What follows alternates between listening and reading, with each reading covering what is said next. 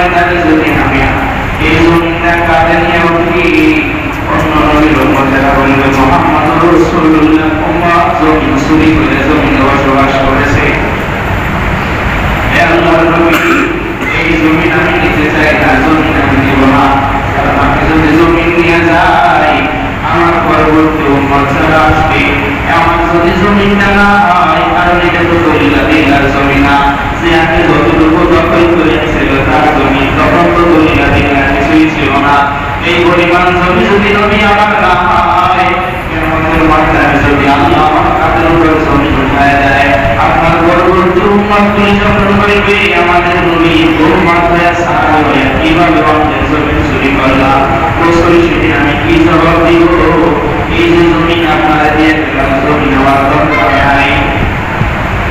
যেই সাহাবী থেকে কাছে সে বলতেছে, ইয়া রাসূলুল্লাহ, আমাদের জমিনের কোনো দলিল নাই, যারা দখল করেছিল জমি তার একজন যতটুকু দখল করেছিল, আমি যতটুকু দখল করেছিলাম, জমিটা যদি ভুলে ভুলে যদি তার থেকে একটু বেশি নেওয়া হয়ে যায়, কিয়ামতের ময়দানে আপনার সাহাবী হইয়া জমিন কাঁধে নিয়ে হাসরের ময়দানে আল্লাহর সামনে দাঁড়াইতে হবে, সমস্ত নবীদের সামনে দাঁড়াইতে হবে, সমস্ত নবীদের উম্মতের সামনে দাঁড়াইতে হবে। হে আল্লাহর রাসূল, আপনার পরবর্তী যারা উম্মত হবে তাদের সামনে জমিন কাঁধে নিয়ে দাঁড়ানো লাগবে। আমার জমিনের দরকার নাই, জীবনে যদি না খেয়ে মারা যায় দুঃখ নাই, কষ্টে জীবন কাটাই দুঃখ নাই। রাসূল আমি জমিন নেব না, জমিন আপনারা দিয়ে গেলাম, আপনারা দিয়ে গেলাম। দুইজনে জমিন দিয়ে চলে গেছেন নবীর কাছ থেকে। জন্য বলছিলাম, যদি কেউ নিজের জায়গার মধ্যে রাস্তা করে দেয় জনগণের চলার জন্য, মহব্বতের সাথে রাস্তা করে দিবে, মহব্বতের আল্লাহ আমার রাস্তায় যদি কাটা হয়ে থাকে নিজামে সরাই দিবে, পাশে যদি গাছ গাছালি এসে রাস্তায় বিরক্ত হয়, মানুষের কষ্ট হয়, গাছগুলি ছেড়ে দিবে, গাড়িটা দিবে, এমন করে যদি সুন্দর পরিষ্কার পরিচ্ছন্ন হয়ে রাস্তা দিয়ে দেয়, একমাত্র আল্লাহর আশীর্বাদের জন্য। আল্লাহর নবী বলেন, বান্দা, যতদিন পর্যন্ত তোমার এই রাস্তা দিয়ে মানুষ চলবে, তুমি কবরের মধ্যে শুয়ে যাবে, তোমার সন্তান আগে তোমার জন্য দোয়া করুক আর না করুক কিচ্ছু আসে যায় না। তোমার সন্তান আগে তোমার জন্য কোরআনের খতম করুক আর না করুক কিচ্ছু আসে যায় না। কবরের মধ্যে শুয়ে যাবে, হাজার হাজার বিঘা সম্পত্তি ছিল, শত শত দেশের সম্পত্তি ছিল, 2-4 শতাংশ জমি রাস্তার জন্য দিয়ে গেছো, এই 2-4 শতাংশ জমি আমাদের তোমার রাজা এসেছিল হবে। এই 2-4 শতাংশ জমি পাশের বাড়ির প্রতিবেশী টাকার মতো অবস্থা নাই, জায়গা নাই, নিজের অনেক সম্পত্তি আছে, এক টুকরা দিয়ে দেওয়া ভাই থাকো, যতদিন পর্যন্ত থাকবে। নবী বলেন, এই জায়গার মধ্যে বানানো যতদিন অবস্থান করবে, বসবাস করবে, তুমি কতদিন সব পাইতে থাকবা। এর পুরা উল্টা আমাদের সমাজ, এর পুরা উল্টা আমাদের সমাজ। আপন ভাইয়ের জমিনের মধ্যেও যদি 2-4 ইঞ্চি জমি চলে যায়, আপন ভাই ভাইকে ছাড়ে না, আপন ভাই ভাইকে ছাড়ে না। 1 ফুট জমিনের জন্য ঘরবাড়ি ভাঙতে হয়, ছাড়ে না, ছাড়ে না। এটা আসলে নবীজির চরিত্র না, নবীজির সাহাবায়ে কেরামের চরিত্রটা এমন না। আল্লাহর নবী বলেন, বান্দা, গায়ে যত শক্তি আছে, যত ক্ষমতা আছে, কবরে যেদিন চলে যাওয়া সব কামড় বন্ধ হয়ে যাবে। সব খায় লাগিয়ে যদি তোমার দাঁড়ায়, তাহলে সেই সব তুমি পাবে। দিনই প্রয়োজন পুরা হয়, ধর্মের প্রয়োজন পুরা হয়, এই সবগুলি সব খায় লাগিয়ে আমাদের সামনে। আল্লাহ নবী বলেন, একটা বললাম সৎকারে জারিয়া, সাহাবায়ে কেরাম তাকায় আছেন, আর একটা বলবেন, নবী বলেন, আলাই বিনিয়তা হবে। অথবা যদি মানুষ দুনিয়াতে এমন বেজন শিক্ষা করে যে এর মানুষকে শিক্ষায় দিয়ে যায়, এই মানুষ কবরে চলে যাবে, তার ওই শিক্ষার চর্চা দুনিয়ায় যতদিন থাকবে ততদিন পর্যন্ত কবরে বসে সওয়াব পাইতে থাকবে। যতদিন এই যে কোরআন শরীফ পড়া শিখেছে, ছাত্রদেরকে শিখাবে কোরআন শরীফ পড়া, এই ছাত্র তার ছাত্রকে শিখাবে, কিয়ামত পর্যন্ত চলতে থাকবে, নিশ্চিত চলবে, নিশ্চিত চলবে। কিয়ামতের আগে কোরআন শরীফ পড়া দুনিয়া থেকে বন্ধ হবে না, কারণ আল্লাহ পাক রব্বুল আলামিন বলেন, ইন্না নাহনু নাযালনা যিকরা ওয়া ইন্না লাহু লাহাফিজুন। কোরআন আমি হেফাজত আমি নাযিল করি, হেফাজত করব আমি।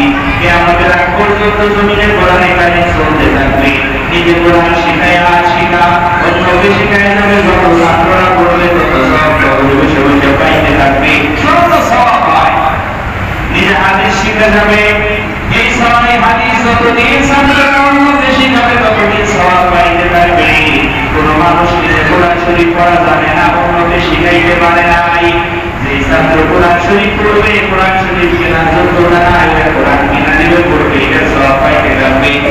নিজে হাদিস পড়ার মতো যোগ্যতা নাই, যার হাদিস পড়ার যোগ্যতা আছে তাকে হাদিসের কিতাব কিনা দিবে পড়বে, এটা দিয়ে মানুষের মধ্যে আলোচনা করবে, কেমন পর্যন্ত সওয়াব পাইতে থাকবে।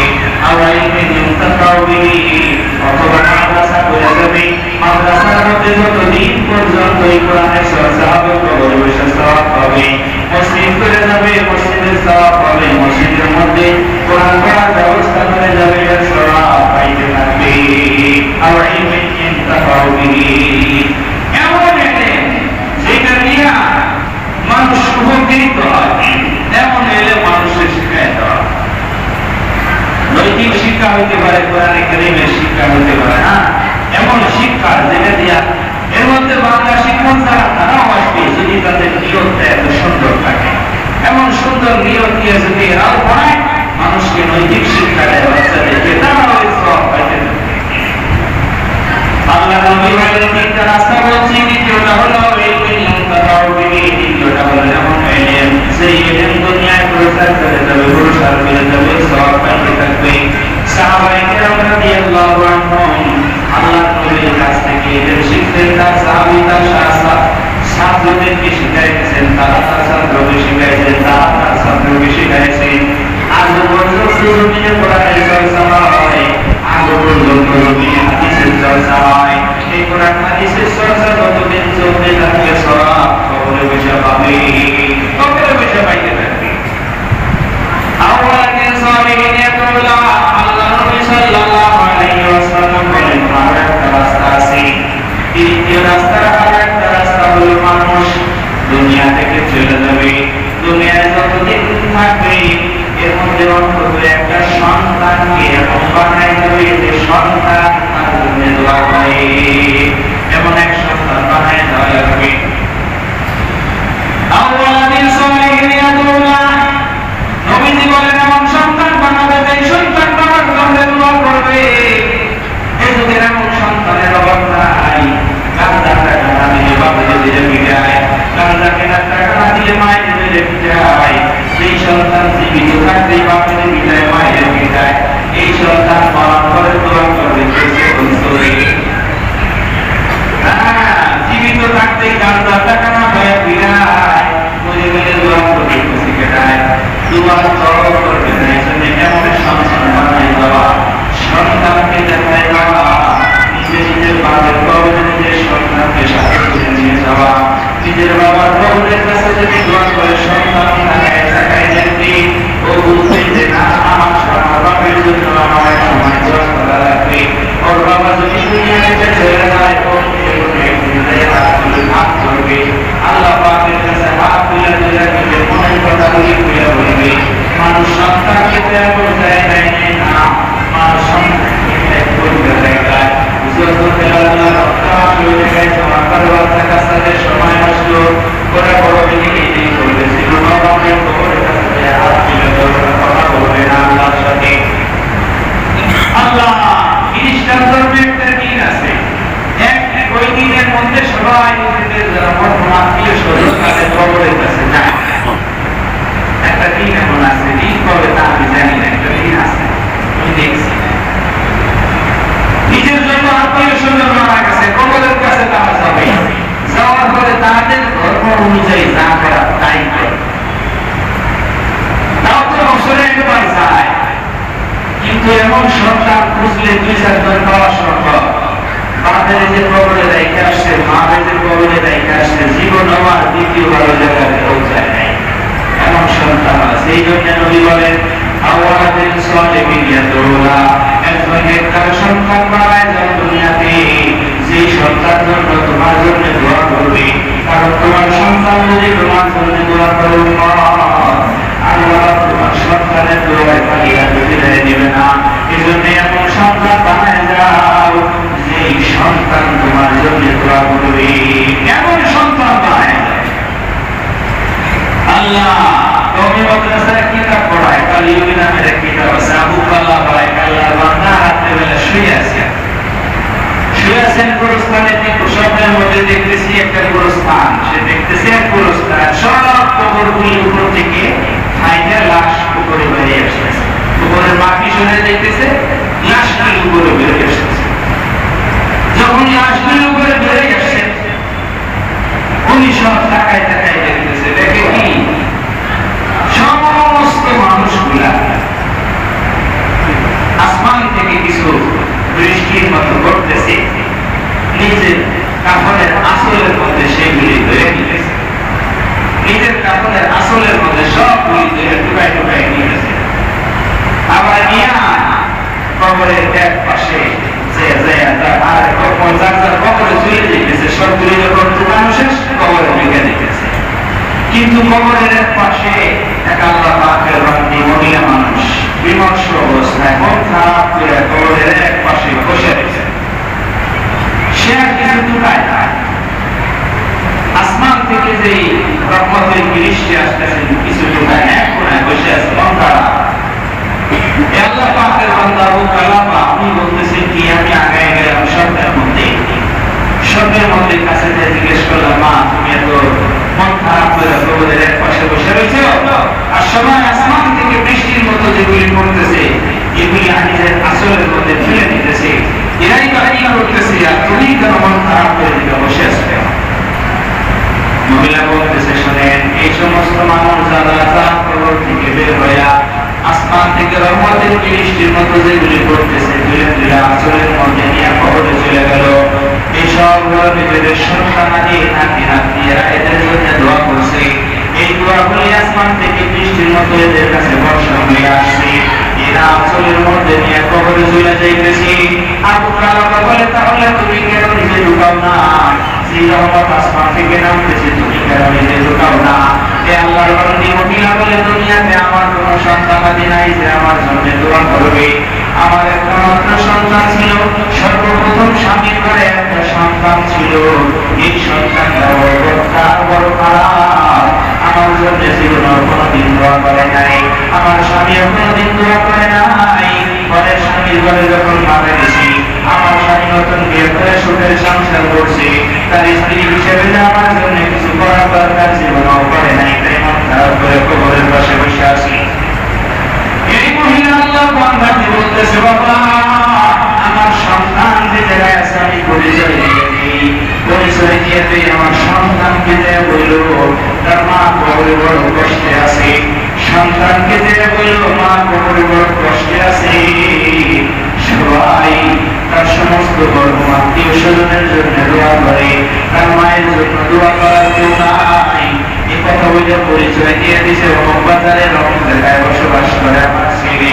আবু কালাবার ঘুম ভেঙে গেছে, ফজরের নামাজ পড়ে রওনা হয়ে হাঁটতে হাঁটতে হাঁটতে হাঁটতে দুপুর পেরিয়ে সন্ধ্যা যখন আসছে, সন্ধ্যার কাছাকাছি টাইমে ওই আল্লাহর বান্দা ওই মহিলার সন্তানের কাছে দেখে দুনিয়ার হাজার গুনাহের মধ্যে লিপ্ত, হাজার গুনাহে তাকে ভাগে ডাকে নিয়ে বলে, বাবা শোনো, আমি গতকাল স্বপ্নে দেখছি কবরস্থানের সব ঘটনা ভুলে বলছে আমার তোমার মা মন খারাপ করে গোরস্থানের একটা পাশে বসে রয়েছে, তার জন্য দোয়া করার মতো কেউ নাই, কিন্তু তার জন্য আল্লাহ পাকের হাত তুলে কাছে হাত তুলে তার জন্য মাপ চাবে, একবার আল্লাহ তিনবারে ক্লাস ফারাক নাস করে যে দোয়া করবে এমন কোনো সন্তান নাই, তুমি একমাত্র সন্তান, তোমার মা আমাকে তোমার কাছে পাঠিয়েছে, আর তোমার জন্য তার রবের কাছে কিছু দোয়া করার জন্য বলছি। মায়ের কথা যখন সন্তানের কানে পড়ছে, সন্তানের তখন মুশকিল আসছে, আল্লাহ পাকের কাছে তওবা করছে, রাতের বেলা মুনাজাত করে আল্লাহ পাকের কাছে মনের মতো কান্নাকাটি করে নিজের মায়ের গুনাহের মাফির জন্য দোয়া করছে। রাত্রেবেলা কালাও স্বপ্নে দেখে আজকে রাত্রে গোরস্থান দেখা যায়, গোরস্থানের সব কবরগুলি ফাইটা ফাইটা সমস্ত লাশগুলি উপরে আসতেছে, সবাই আসমান থেকে রহমতের টুকরার মতো টুকরাগুলি তুলে তুলে আসলের মধ্যে নিতেছে, কিন্তু ওই মহিলা যে কবরের পাশে মন খারাপ করে বসেছিল, এই মহিলার আসলের মধ্যে ছোট্ট ছোট্ট আল্লাহর রহমত চুকায় না, মাত্রে চুকায় না, এই মহিলা আসমান থেকে মহিলার আসলের মধ্যে সূর্যের মতো জ্বলজ্বল করা একটা রহমত তার কোলের মধ্যে এসে নামছে। মহিলা বড় খুশি, খুশির সাথে আল্লাহকে হাত ধরে বলতেছে, ভাই আল্লাহর বান্দা, তোমার জন্য আমার সন্তান জীবনের দিশা ফিরে পেয়েছি, গুনাহের জীবন ছেড়ে দিয়ে আমার কাছে তো আল্লাহ পাকের কাছে আমার জন্য দোয়া করেছে। সব মানুষ তো আজকে ছোট ছোট রহমত চুড়াই নিয়ে কবরে যায়, আমার সন্তান এমন তওবা করছে, আমার জন্য নির্ভুল এমন ভাবে দোয়া করছে যে আকাশের সূর্যের মতো রহমত আমার কোলে এসে হাজির। আল্লাহ নবী বলেন, সন্তানদের দিন নাই, দুনিয়াতে দিনদার সন্তান রেখে দেওয়া লাগবে। আল্লাহ নবী খালি বলে নাই যে সন্তান রেখে দেওয়া লাগবে, তা বলে নাই। খালি সন্তানের কথা বলে নাই, কারণ সন্তান তার বুঝে ছিল। আবু লাহাবের সন্তান ছিল, আবু লাহাবের ছেলে হলো 10 জন। আল্লাহ নবী জাহান্নামের ভয় দেখায়, আল্লাহ পাকের কোরআনে কারীমের তেলাওয়াত শোনায়। আবু লাহাব বলে, মুহাম্মদ তোমার এই জাহান্নামের ভয় দেখায় লাভ নাই, আমার টাকা যুবক 10 লাখ আছে, তোমার জাহান্নাম মিলিয়ে চেষ্টা করেন জাহান্নামে আমাদের কষ্ট হয় বাঁচাই দিবে। বলে সন্তান দিয়ে জাহান্নাম থেকে বাঁচাতে সন্তান হইলে সন্তান ছেলে সন্তান আল্লাহর কাছে যাওয়া সুন্নাত। আল্লাহর নবী সাল্লাল্লাহু আলাইহি ওয়াসাল্লাম তার 3টা সন্তান দুনিয়াতে ছিল, 3টা সন্তানকে আল্লাহ দুনিয়া থেকে নিয়ে গেছে, শুধু মেয়েকে জীবিত রাখছেন। ইব্রাহিম আলাইহিস সালাম যখন বয়স শেষ হয়ে যাইতেছে, 98 বছর বয়স, আল্লাহর কাছে দোয়া করে, আল্লাহ আমাকে একটা সন্তান দেন। রব্বিনা তাকাব্বাল ভগবান ওয়া খায়রুল ওয়ারিসিন। হযরত জাকারিয়া আলাইহিস সালাম আল্লাহর কাছে বলতেছে, রব্বিনা তাকাব্বাল আল্লাহ আমাকে একটা ছেলে সন্তান দান করে, আমাকে আপনি বংশগুলো জমিনে পাঠিয়ে না, আর মাঝে মধ্যে গেলে আমার জন্য দোয়া করবে, বেটা আমার কিন্তু জান্নাতি দোয়া লাগে না। তারপরেও বলে সন্তান হওয়াই তো ভালো, সন্তান চাও সুন্নাত। ইব্রাহিম আলাইহিস সালাম ছেলে সন্তান চাইছে, বাকি ছেলে সন্তানের পাশাপাশি নেক ছেলে সন্তান চাও সুন্নাত। খালি সন্তান না, খালি সন্তান না, নেক ছেলে, সব ছেলে যেটা দিনদার হয় এমন সন্তান আল্লাহ পাকের কাছে চাওয়া। নিজের সন্তানকে আল্লাহ দিলে এইটাকে নিজে জান্নাতের উপায় বানানো, নিজের সন্তানকে নিজের জান্নাতের উপায় বানানো। অনেক সময় ছেলে সন্তান ছোটবেলায় মারা গেলে বাপ মায়েরা মন বেজার হয়, খুশি হয়ে মন বেজার হয়ে যায়, মন বেজার। 16 ছেলে বাচ্চা মারা গেছে, মন খারাপ, মন বেজার।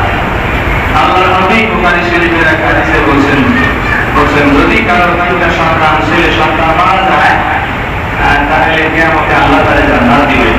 হযরত আয়েশা বলেন, ইয়া রাসূলুল্লাহ, ওই ইসমাঈলকে যদি 2 জন মারা যায়, আল্লাহ নবী বলেন কাও জান্নাত দিবেন। বললেন ওই ওয়াহিদ যদি 1 জন মারা যায়, নবী বলেন আল্লাহ আরো জান্নাত দিবেন। সাহাবী হযরত আয়েশা সিদ্দিকা বলেন, ইয়া রাসূলুল্লাহ, কারো যদি সন্তান নাই হয় তাহলে তার কি হবে? কারণ হযরত আয়েশার সন্তান নাই। নবীজি বলেন, কারো যদি সন্তান নাই হয়, আমি মুহাম্মদুর রাসূলুল্লাহ দুনিয়া থেকে চলে যাব, এই চলে যাওয়ার কারণে সে যদি ব্যতীত হয়, এর বদৌলতে আল্লাহ আমাদের মানুষকে জান্নাত দিবেন। এর বদৌলতে এই জন্য সন্তান মারা গেলে আমাদের দেশের কিছু আলেম আছে, একজন মুফতি মানসুরুল্লাহ, একজন মুফতি হিফজুর রহমান, রহমানিয়া মাদ্রাসা 2 জন, একজন প্রধানমন্ত্রী, একজন মুফতি, 2 জন বড় আলেম, 2 জন বড় আলেম, 2 জন এক জায়গায় বসে একদিন এক দস্তরখানে খানা খাইতেছে আর বলতেছে, একবার একা করে বলতেছে, ভাই তুমি আর আমি ছোটবেলা থেকে এক মাদ্রাসায় পড়ছি, একই মাদ্রাসায় শিক্ষকতা করছি, একই দিনে মুড়ি দেখছি, বলে হ্যাঁ ঠিক আছে, বলে এক দিনে আমাদের 2 জনের খেলা বলতেছে, তাও ঠিক আছে,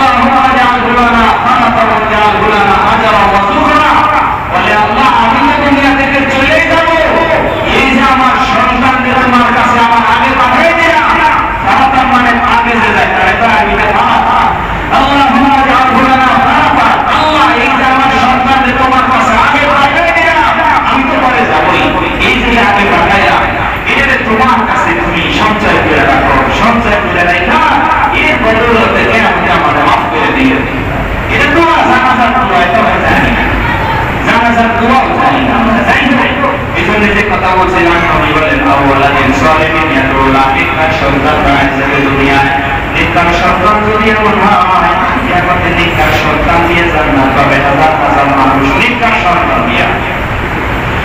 সন্তান যদি দেখয় দুনিয়াতে উপকৃত হওয়া যায়, সন্তান যদি বন্ধা হয় দুনিয়াতে বিপদে পড়া লাগে। মালিক ইবনে দিনার রাহমাতুল্লাহি আলাইহি সময় শেষ হয়ে গেছে। সরকারে বলেছে মালিক ইবনে দিনার ছোট্ট একটা মেয়ে দিছে, 3-4 বছর বয়স, মাত্র কথাবার্তা বলা শিখছে। মালিক ইবনে দিনার এমন মানুষ, এমন কোন রাত যায় না যে রাতের মধ্যে 2-3 বছর করে পথ না খায়, তা রাত যায় না। 4 বছরের ছোট্ট মেয়েটা বাবার মদের বোতল ধরে ইচ্ছা করে উল্টায় খাইতে দেয় না, কিন্তু নিজের সন্তান তো টাকা নষ্ট করলেও কিছু বলতে পারে না, টাকা নষ্ট করলেও কিছু বলতে পারে না, মোবাইল আসার দিয়ে বাইরে হচ্ছে কিছু বলে না, শুধু টাকায় থাকে আর কিছু বলে না, এটা নিতে চায় না। 3-4 বছরের মেয়ে মদের বোতল উল্টায় পারে মালিক ইবনে দিনার কিছু বলে না। কয়েকদিন পরে সন্তানের ইন্তেকাল হয়ে গেছে। জানাজা পড়ায় কবরে দাফন করে মালিক ইবনে দিনার সন্তানের কষ্টে মদের বোতল আরো বাড়াই দিয়ে আগের তুলনায় বেশি পায়। সবে বরাতের রাত্রি দেখলেন 3-4 বোতল মদ খায় মালিক ইবনে দিনার ঘরের মধ্যে বসে পড়ে রয়েছে। ঘরের মধ্যে স্বপ্নে দেখতেছি মালিক ইবনে দিনার মাঠের মধ্যে দিয়ে দৌড়াইতেছি, পিছন থেকে একটা সাপ তারা দাঁড়া করছে। মালিক ইবনে দিনার পিছনে সাপ দেখে দৌড়াদৌড় করছে। গায়ে যত শক্তি ছিল সমস্ত শক্তি দিয়ে দৌড়াইতেছি। যতই দৌড়ায় সাপ আর এদিকে যায় না, মালিক ইবনে দিনারকে লক্ষ্য করে ওইদিকে দৌড়ায়। দৌড়াইতে দৌড়াইতে পাহাড়ের উপর উঠে গেছে।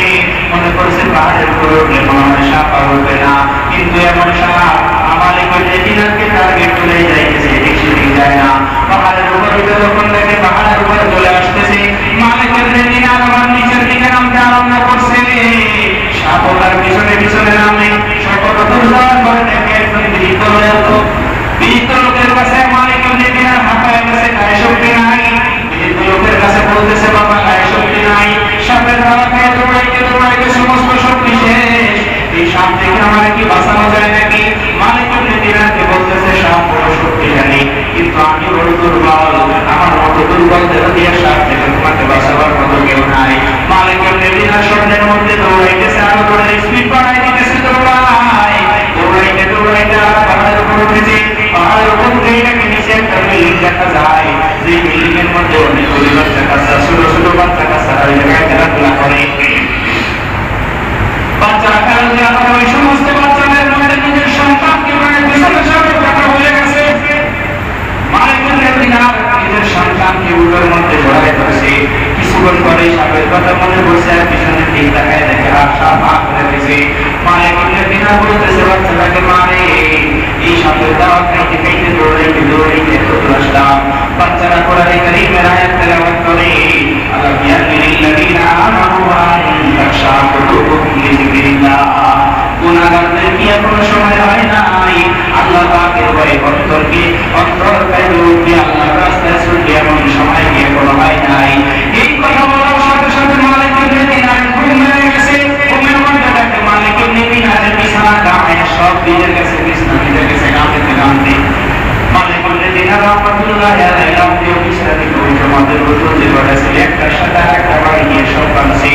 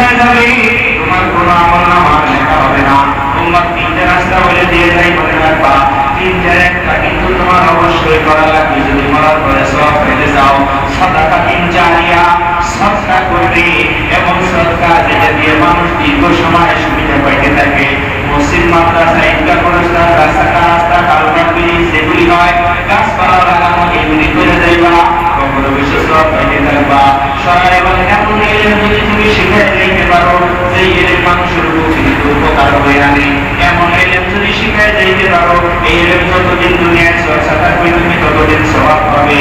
এইটাও যদি না পারো, তুমি টাকা পয়সা কম ছিল, সচ্চাই জাহিরা করার মতো সামর্থ্য তোমার ছিল না, গ্রামের সাধারণ মূর্খমান মানুষ এলেম কালাম ছিল না যেটা দিয়ে মানুষের উপকৃত করবে, সর্বশেষ আরেকটা কথা কমিটি বলে দেন, সন্তানাদি যদি হয় একটারে একটার বানিও, 10টা যদি হয় কমপক্ষে একটারে মাদ্রাসায় গিয়ে আলেম বানাইও। কত সন্তান আছে অনেকের, কমপক্ষে একটা হইলেও ফেরাই দিও, একটা হইলেও দিও। কেন?